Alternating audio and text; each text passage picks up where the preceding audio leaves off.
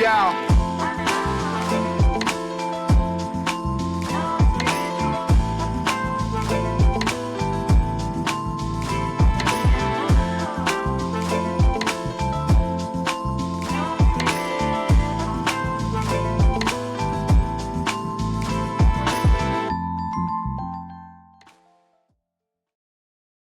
Welcome back to Sparking the Fuse, the podcast where we explore the strategies and systems fueling real growth.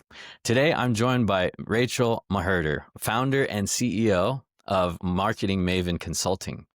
Since 2015, Rachel has been helping businesses step up their marketing with clear branding messaging, conversion-focused websites, and consistent strategies that actually drive results. She's also been recognized as one of her region's 20 under 40 leaders and is an active voice in the business community. We'll dive into how she started, some of her biggest wins, and the marketing challenges companies are facing today. Rachel, welcome to the show. Hi, Chris. Thanks for having me. Yeah, I really appreciate you making it on here. I really just like to go back to origins here. Like, what inspired you to start Marketing Maven Consulting? Man, I wish I had a big inspirational story around that like I just was called from the time I was a child and I knew, but probably like a lot of entrepreneurs, it was not quite that magnificent. I had worked in the Chamber of Commerce world for a little under a decade and knew that I was ready for a challenge and I wanted a change, but I didn't really know what I wanted to be when I grew up, if I'm being honest. And so I took a position with our local hospital doing physician recruitment and marketing for them and had been doing side jobs for people. And I knew that there was a demand because I was constantly being asked with zero advertising, just people saying, "Hey, can you help me with this? I heard you do this. Can you figure this out for me?" Whatever. And I was, imposter syndrome for sure. And not sure if that's something I wanted to do. But after working for the hospital and realizing that I loved that work, but I didn't love working for a humongous company, I just took the plunge and gave myself a loan for a few $1,000s to buy a computer and set up a home office. And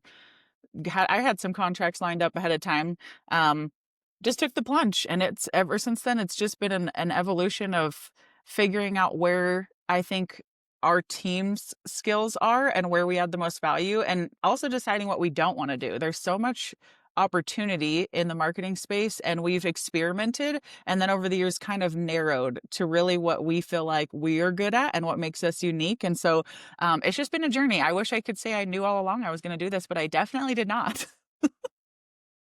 Yeah, it does seem like a lot of the people I speak with, it's not like it's not one of those typical things you say as a kid, like, when you grow up, what do you want to do? What do you want to be? There's a few who say, I want to start my own business, but few who really dig down deep into saying exactly what that is, right? I would not have said that. I was going to be a teacher, and I was so certain, There you go. until you actually start taking classes on education and how to do lesson plans, and realize very quickly, like, absolutely not. This is way too much work just to do the work. I don't want to do that. So it's interesting too. Most people I think that are really good at entrepreneurship are eternally curious.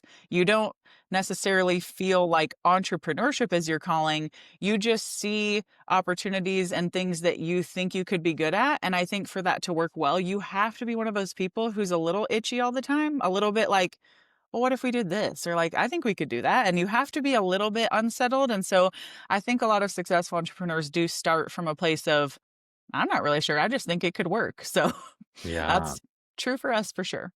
I love that description of it for sure, to be curious. Like, Mhm. I think you helped me kind of identify a little bit more about myself. Like, Yeah. I am a curious person. Curious Maybe and that's why I'm so maybe drawn to entrepreneurship.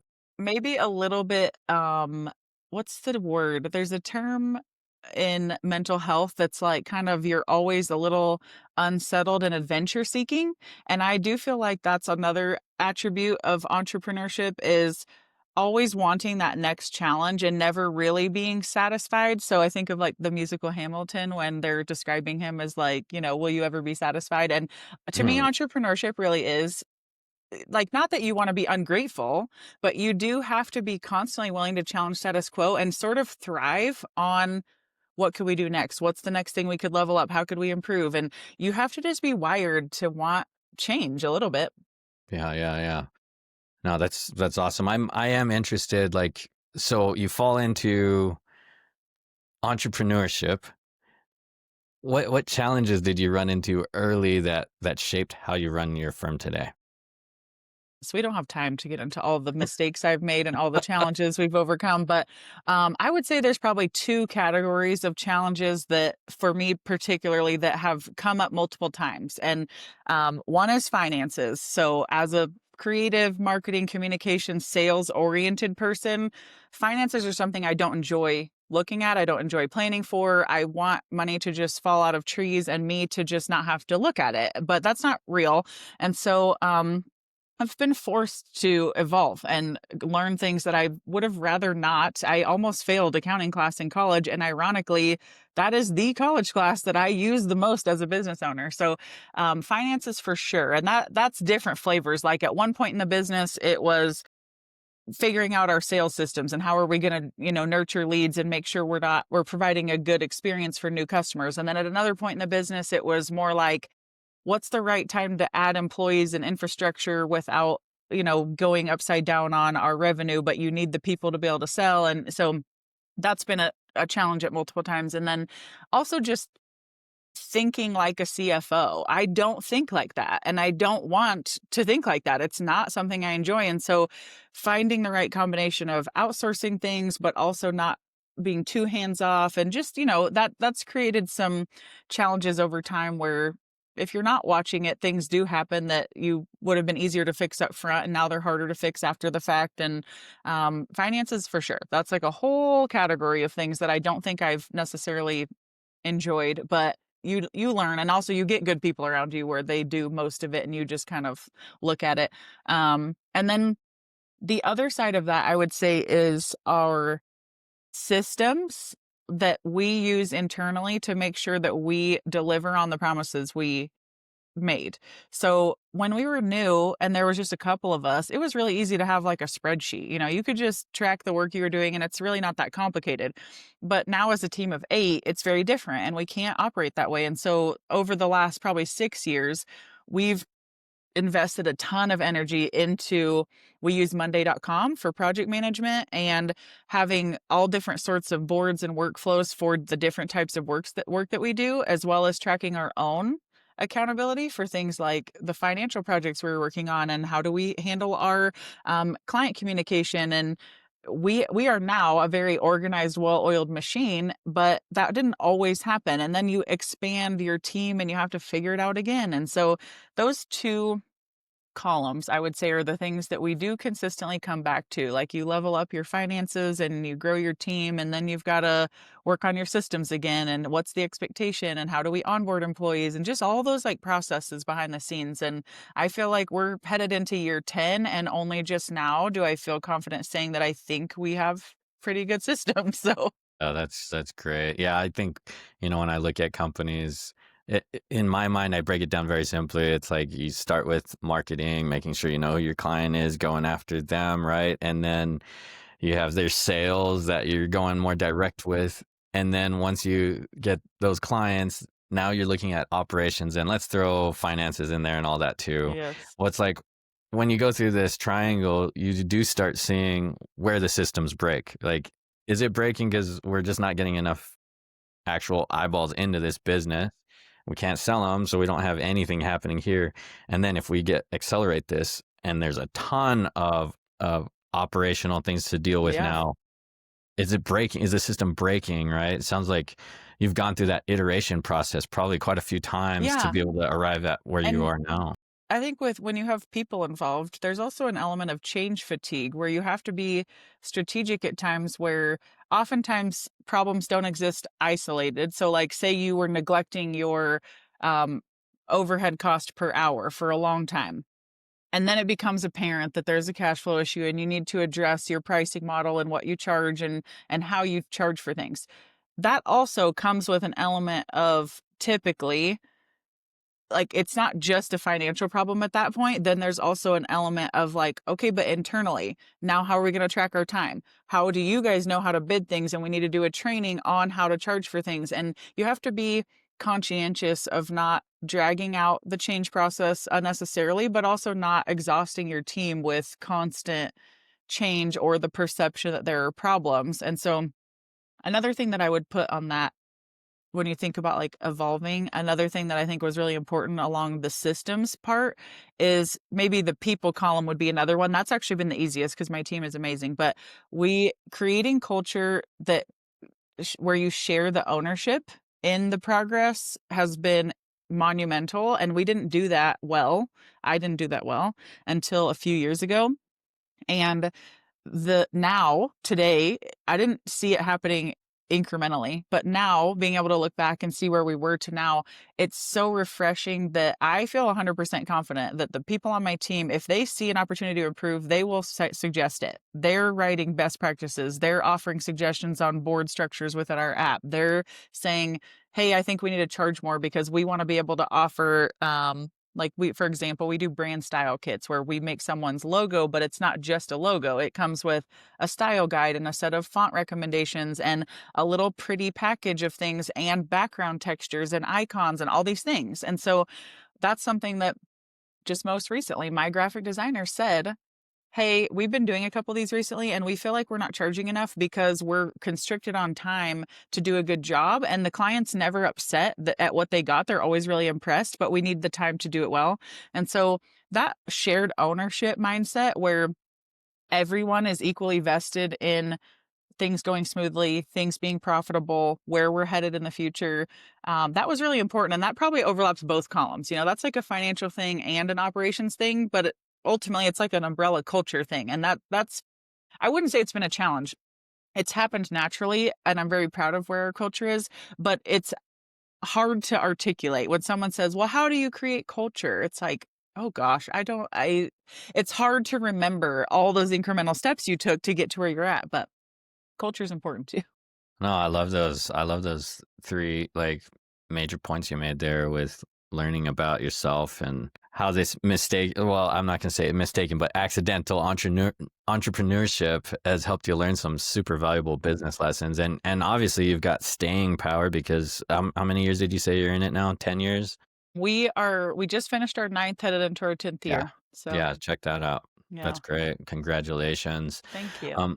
Let's talk about kind of the landscape right now. What major shifts are you seeing in the market and especially what you're doing? That's a good question. We do things so differently than other firms. Like, so in our space, just to give some context, if people aren't familiar with Yeah, please. our competition or kind of how we operate, there are marketing agencies that often buy digital ads on behalf of their client and maybe do projects. They might operate on a retainer where clients pay for hours a month and they track hours and stuff. And that's one model. And that's probably the most common. And then there are dedicated ad agencies. That's all they do is just they sell ads and things like that. And then there are contractors, like they're specialized in social media or they specialize in doing websites for people, right? And we are a hybrid of a couple of those where we say we do brand management, which is being an outsourced marketing department, but we are not an agency. I detest that philosophy just because an agency is always like a third party. And in our world, we try to become part of our client's company. We might even have company email addresses. We're on their server. Like we are in their business, all up in their business. So Mm. I think to go back to your question about like how the landscape today has shaped our business.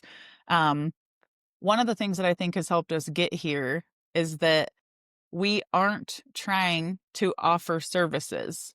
We are trying to alleviate the mental load for our client. So everything that we do and how we structure our relationship is centered around what makes the most sense to make all of this go the smoothest and the easiest for the client. And that's custom by relationship. It's not some buy this package and here's what you get. And so there's challenges with that. That's kind of how we've made some mistakes over the years with promising too much for what we charge. And, we've had to learn those lessons. But what's unique about that is that despite economic challenges or despite things like that, our relationships are very strong with the clients we have because would like to think we've made ourselves somewhat indispensable. We're part of their team, and the idea of giving it back to them is not negotiable. Like, they don't want that. And so, um, we don't I think that approach has helped, and also because we are basically labor, like hiring us is not advertising. We're outsourced expert labor with a diverse set of skills that they would not be able to hire someone for that could do everything.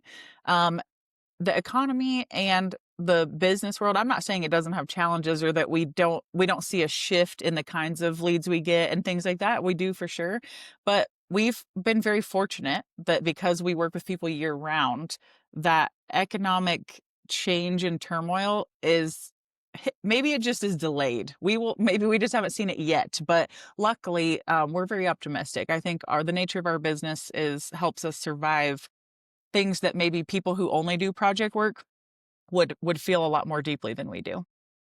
So if I was to kind of restate that and correct me if I'm wrong at all, when you go into a business, you effectively are saying you become part of the team. Does that mean like you're working on like a 12 month type deal that you're signing Mhm. them up on? Yep, And that's where it starts, kind of like, correct. got it. And Okay. usually, Very like, if we do projects too, don't get me wrong. We do sure. just design a website or make a video for people or do graphic design, but that's probably 10% of our business. Most of our business is, on a Jumping in contract. there. So, Very cool. like, you as an example, let's say you came to me with your podcast and said, "I need help getting the word out about my podcast." The first conversation is going to be, well, what do you like to do? What things annoy you? What do you not like to do? And who are your customers? What's your budget? Like, we're going to have a whole conversation about that. And a lot of times the answer is, I don't know. That's typically like a lot of times businesses are overwhelmed and they don't know. And so we do have kind of a minimum like package, if you will, that's like things that if we're going to be held accountable for your results, there is sort of a minimum of things that we want to be able to do for them, like their social media and their website and their email marketing and content writing and things like that. And so, but from there, it's very catered to that company. So, for example, like we work with a construction company that builds metal buildings in about 4 states, and the nature of their relationship is very different than a dealers only auto auction in New York. What they need from us is very different than what the construction company needs for us. So, the construction client, we might offer them where we're managing their quarterly specials and their email marketing and doing blog writing and updating the portfolio of projects on their website, which involves getting into their apps and downloading photos and writing captions about them. And that workflow is so unique to them. Whereas, like in the auto auction, we're doing a lot of work around helping them do business development, building forms that are more for internal operations to improve their processes. We're adding value in so many different ways that are kind of catered to how they want to make money. And ultimately, that's really the question is, how do you want to make money and who gives you money? And then I will tell you how I think we're going to go reach them. And then it evolves constantly. It's like if you hired a new employee, I can't tell an employee on day one everything that they're going to need to know. And so we do an onboarding, which is kind of like training, and we try to lead that and hold their hand through training us. But then over time, we learn so much. And then our recommendations are like, hey, now that I've learned about how you work directly with dealers, we need to go after the dealers and not just the growers out in the field. So I think what's been unique when you talk about the landscape today and things like that, I think our willingness to constantly challenge status quo and to offer a starting point, but help the client figure out and like get rid of just here's what we've always done and look at like, but is that worth continuing doing? Like, why do we do that? And sort of helping Right. them. I'm like their marketing director. So I don't care what they've been doing necessarily. I want to learn from it and leverage it where I can, but I'm also willing to challenge it. And that's something that a lot of clients have a hard time doing for themselves. And so the landscape, obviously, I think all business owners get freaked out when the world is so weird right now. But at the same time, we have to just forge ahead and know our value in that we are alleviating that mental load from them. And that doesn't change just because the economy is harder. It means they might want to narrow the scope of what we do somewhat for a short period of time, or we might want to move hours around to focus on other things than what we typically were a couple years ago. But because we are their marketing department, they still need a marketing department. So, Yeah, no doubt. I appreciate you like getting more into the details of that. And I think it comes a lot from your kind of entrenched position versus maybe others in your space, if we call it that, right? Where you say you're willing to challenge the status quo. Like a lot of people don't have that position. And you really look at that discussion between wants and needs, right? A lot of people want this and they think this is what they mhm. need, but what they really need is this part. And if, and sometimes it's just getting out of their own way, right? And one thing too, like earlier when we were talking about what really makes a good entrepreneur, I probably missed this and would definitely add, this is probably actually at the top, is you have to subliminally really enjoy psychology. Because to me, one of my favorite things to do, and I try not to, but it just happens, is I notice things about people. I like to profile them. I like to understand them, and like I tell them, I really need to get in your head to do well at this. And so I do kind of warn them, but I think people are often surprised at how much I have learned to read between the lines. So if you sent me an email and said like, "Hey, I want to go back to looking at that sales packet because I'm not sure that it's effective anymore." What I hear is the sales team is needing help evaluating the way they present that proposition to a customer. And this is not a design project. This is not a graphic design project. This is a positioning strategy. And so, um, psychology is such a huge part of marketing, but especially when we are being their marketing director, they rely on us to not only get in their heads as our client and read between the lines and offer suggestions and understand and empathize with what they're trying to say, even if they don't have the vocabulary, but also then our job is to help them leverage psychology to attract the right customers for them and speaking to their end customers' pain points or the problems that that customer wants to solve and presenting it in a way that doesn't feel like being sold to. And I Yeah. think that's probably the single best indicator of an entrepreneur's ability to thrive is not just understanding psychology, but being able to shapeshift a little bit and wear what hat is needed for that customer or client. So some clients, it's like a personal trainer. There's like really nice personal trainers who are like, "You can do it, girl." And then there's personal trainers who are like, "Get your ass on that bench," and those styles, we do both. There are Yeah. clients who are I know already who you're talking to. organized and they don't need that from us. And then there are clients who are a mess. And the first thing we have to do before we can even make a difference is we have to get a system in place. This is not going to work long term. And we have to be willing to say, what you need right now is this, and stick our neck out and offer that. And then sometimes even be like a facilitator or a mediator. Like we work with a lot of family owned companies where there's dynamics that have to be navigated. And Oh, um, yeah, beyond. yeah, psychology just comes into, and maybe psychology is not the right word, but it's like social dynamics too. But just under being able to understand people. I love that.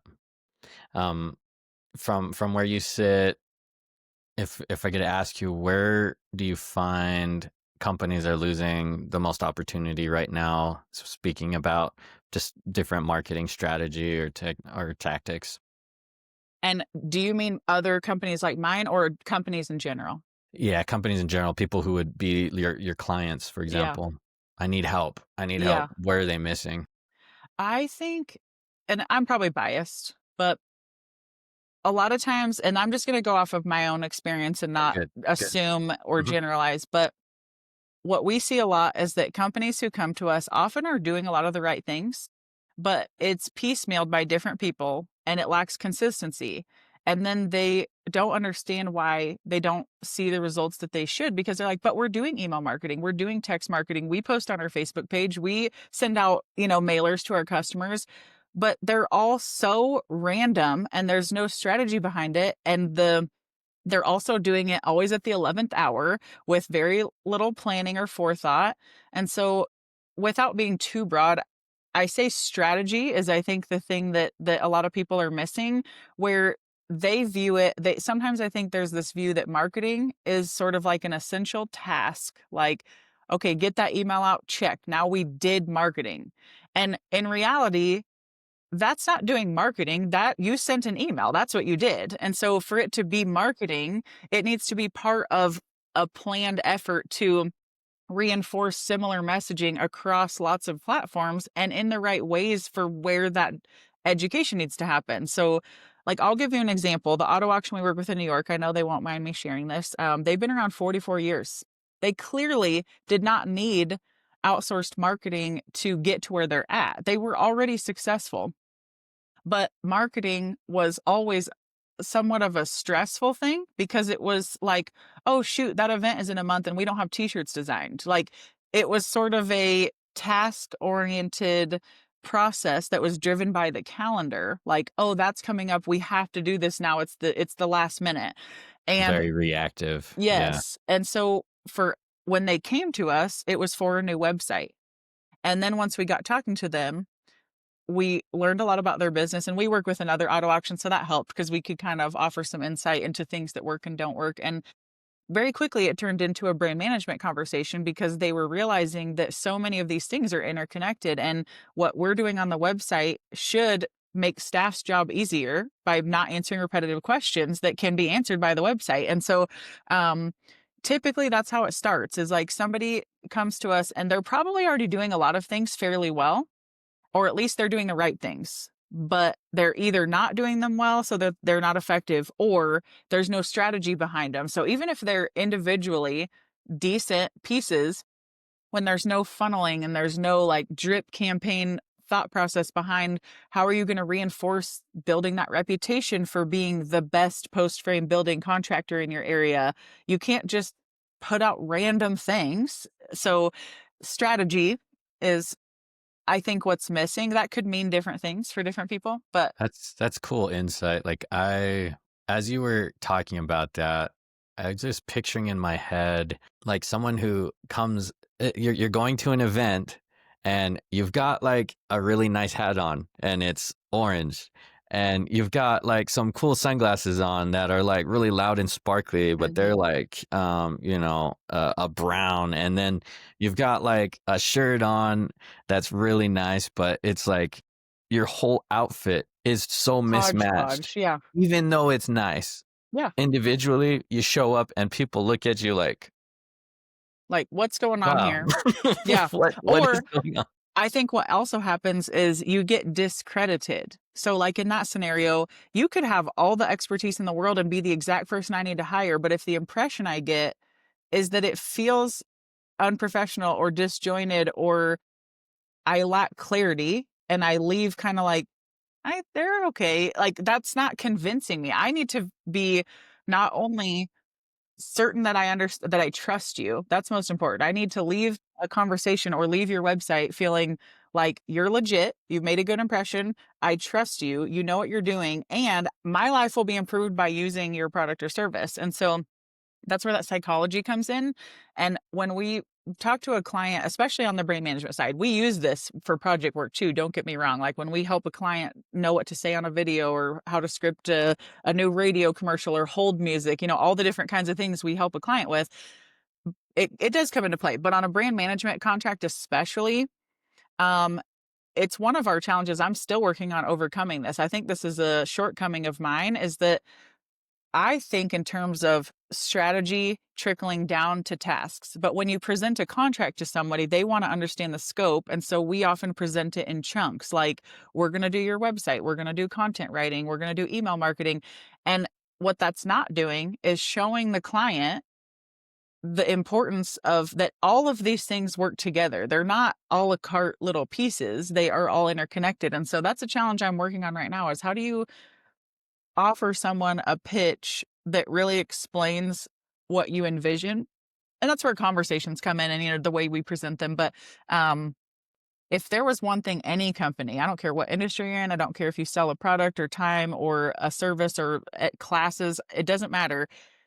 If you're if you don't offer clarity and you don't offer value and you're not drilling those two things into people consistently over time in the right places, it's not going to work. And so I notice this a lot with small business startups, Etsy shops or people who make crafty things or people who do custom engraving or whatever, that they fizzle out quickly because they I made a post and I didn't get orders. I don't understand. And it's a long game. Building a reputation is a long game, and I think that's where clients enjoy outsourcing it because in their mind, they're trying to run their business. They don't have time to think about the long game of marketing when they're trying to make sales and order materials and, staff the business. And so, Can't um, be bothered with that. Yeah. well, or like the good intentions, but like, okay, I'll deal with that next week. And then 6 months later, they still haven't made a strategy and dealt with it. And Everything.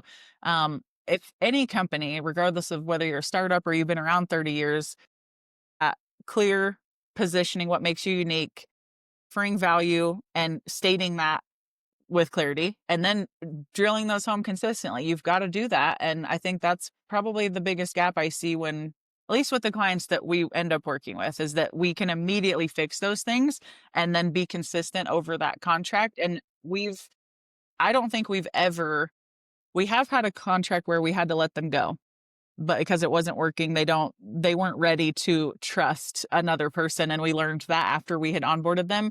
But once we've worked with somebody a year, we never lose them, like, because at that point, typically we paid for ourselves, but also they see like, okay, yep, this is a lot more thought than I was putting into it. And now I get it. And so it's neat watching clients go on that journey with us and being able to sort of mentor them in a way. And then also we get to they're mentoring us too. Like every client gives us cool suggestions about how we could do things different or what would mean a lot to them. And we're like, hey, duh, why weren't we Yeah. doing that already? Yeah. Cool learnings there. Yeah. Um, I'm interested your take on obviously new technologies that are coming out, AI, like how that changes what you're doing Yes. in your own operations. Like, what would you say to that?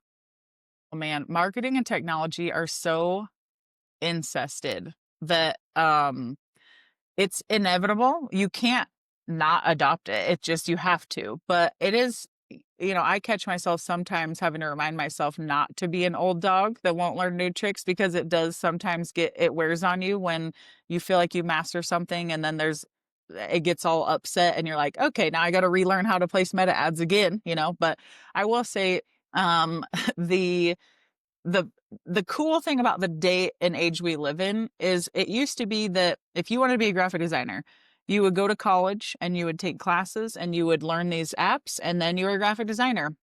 And now, because there are 10 ways to accomplish the same thing, and because things do move so quickly, the burden on traditional learning is eliminated, in my opinion. I don't think that's necessary in our industry. And also, it creates a lot of opportunity where there are no limits. Like, I'm very much a person who's like, tell me I can't do something and then watch what happens, like, and I think this is a cool day and age to be alive where there is nothing that I can't teach myself, figure out, accomplish if I want to. It's not always the best use of my time, but we live in a day and age where anything is possible. And so, like AI specifically, we get asked about that a lot from clients and how do we use it, and our blog articles that we write just really written by AI. I value AI. I think there is so much opportunity, obvious challenges, obvious ethical questions. Who knows? It's going to be an interesting next few years, but we use AI for research. We use it for sparking ideas. So if we're working on a headline, for example, the auto auctions that we work with do a lot of themed events every month. And sometimes we're just struggling to come up with the right quippy little themed headline to put on a flyer that grabs attention. And if you, as a creative, you can't always be at 100% creative all day, every day. So AI is a great tool to help spark ideas or help you figure out the right wording or come up with similar phrases that mean the same thing. And so we use it for research, for gathering information for us so that we can write things. We try not to cheat. I do feel like there's a way to cheat where you're saying you wrote something, but it's actually AI. And that's going to hurt businesses. There's a thing in the website space without getting too detailed, but Google back in the day would analyze a website based on the page titles and the H1 headings on the site and then the images and so on and so on. Now, AI Google is using AI. So when it decides how to which website to show someone based on what they're searching for, it is scoring a website based on authenticity.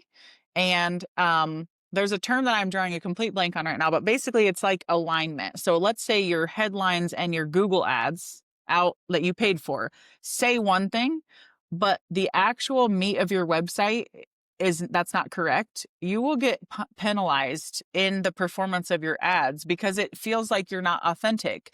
And so what's going to happen is if people are using AI too much and they're not being unique and they're letting AI write their content for them without challenging it, it's going to know because it's AI. AI knows AI. And so Yeah. it's just an interesting time we live in. I feel like everything is up for challenging. And we want to leverage that. I think I'm hesitant to go all in and let AI do functions that we do for people because, again, it's going to be like a lot of other people's, and we want our client stuff to be unique. And so it's a tool for sure. I think people should not be scared of it, but they should just use ethics when they decide how to use it. Yeah, no doubt. Like it is an accelerator for sure. I love how you talked about it for creatives and like ideation specifically, right? Like give us a starting point. Let's consider things and then get creative from there with our own brains and put our own soul into it, right? But for sure being able to come up with a list of 20 directions I can go and these 15 are horrible, but these 5 actually might be Yeah. interesting. Or Like let's talk about it as a team. like one thing that I'll give you a practical example that any business owner could use. So let's say like this podcast we're recording today. We we're going to have a script when this is done, and you could use an AI tool to create a transcript from this conversation, which can help in the editing. It can help when you figure out the show notes. There's a lot of things that comes in use for in the short term, but then longer term, I could use AI again to take the transcript from this podcast and turn it into a draft of a blog post summarizing the top 3 takeaways from this conversation. And then I can go edit it to put it in my voice. And I think we all would agree that editing is easier than starting from scratch. And so that's an example of leveraging AI to turn this one project into potentially several projects. Or I could say, AI, take this transcript and bullet out for me as many social media topic ideas as you can based on the takeaways from this blog interview. And so again, like as a business owner, you don't want AI replacing human logic, but you can absolutely use it to save some time for sure. Yeah. And yeah, you're totally right. I was just thinking about yeah, that's hip hop music. Hmm. We are we're all hip hop artists now, right? Yep, basically I remix. love it. Yeah, remix. Um, tell me, for what you see right now, the next 6 to 12 months, what are you excited to really go out and accomplish for marketing Maven? So, we talked about those challenges that you face at different points in your business. Currently, I'm very much in the middle of kind of forward focused financial goals. So, one of the things I'm most excited about is, and it didn't start as an exciting thing, but I was working with an accounting consultant on identifying what my actual overhead per hour is to make sure I'm charging the right amount for different things. And what I learned is that we weren't. And that was a little humbling because you put all this effort into it and you think like, oh, but that seems like enough. And then you learn it's not. But what was cool is that now that we've been since then getting data behind it and really tracking things and like analyzing, it creates this backbone for like, I know exactly what we need to do. We're going to work on this and fix it and improve things and level up. And so, currently working on a lot of like the way I mentioned the way our contracts are presented to add value and really present it from that strategy lens and sort of like more like a workflow as opposed to individual chunks of things that we do a la carte. And Right. then like updating our pricing. We just refreshed our website. We're almost done with it. It's not completely done, but that's something that we've been working on for a year and just, doing the back end work on deciding on our own branding and what we wanted our look to be like and things like that. So it's an exciting time for us. I think one of the best things I've done is about a few years ago, I stepped out of the way. And I let my team have a lot of say and a lot of leeway to do what they want. And it has only improved things. And so It's gonna be an exciting year for us, just finally seeing some of these things that have been boiling in the background now come to fruition, now go live, processes that have been being improved that now we get to really just hit the throttle on. So, it's an exciting time. I think for us, I anticipate that 12 months from now, the biggest difference will be on our financials. Whereas, like in previous years, it was staff or onboarding practices, or, like we had other projects we were working on, and now this Mhm. gets to be at the forefront. So, Yeah. Well, I love it. And Rachel, this has been a really fun conversation with you. I love the insights. I love you being just frank and candid about accidental entrepreneurship and the learnings. I mean, gosh, that's valuable insights there. So thank you. I want to be able to just ask, like, if people want to talk to you, learn more about your company, what's the best way to reach out? yeah, absolutely. People can search on any social platform. Our hashtag is hire a Maven, Maven, and they can also use that same website address, hireamaven.com, and find us that way. Or they can just search for my name because it's a little bit unique. If you search for Rachel Mawhirter or Mawhirter, you will find me easily. And I'm on LinkedIn as well. So people can reach out however and go creep us. And if they want to chat, or we do a free consultation. So if somebody wants to have that high level conversation I was talking about, we don't charge anything for that. And that's something that they can walk away with a lot of ideas, or they can ask us to help with projects afterwards. And that's my favorite part of owning a business, is getting to meet people, getting to learn about random industries I would never be exposed to Yeah. otherwise. And just, again, that staying curious. It's so fun to just get to learn new things all the time. So Yeah, no doubt. Well, again, thank you, Rachel. yeah. Appreciate you. Yeah. Thanks for having me.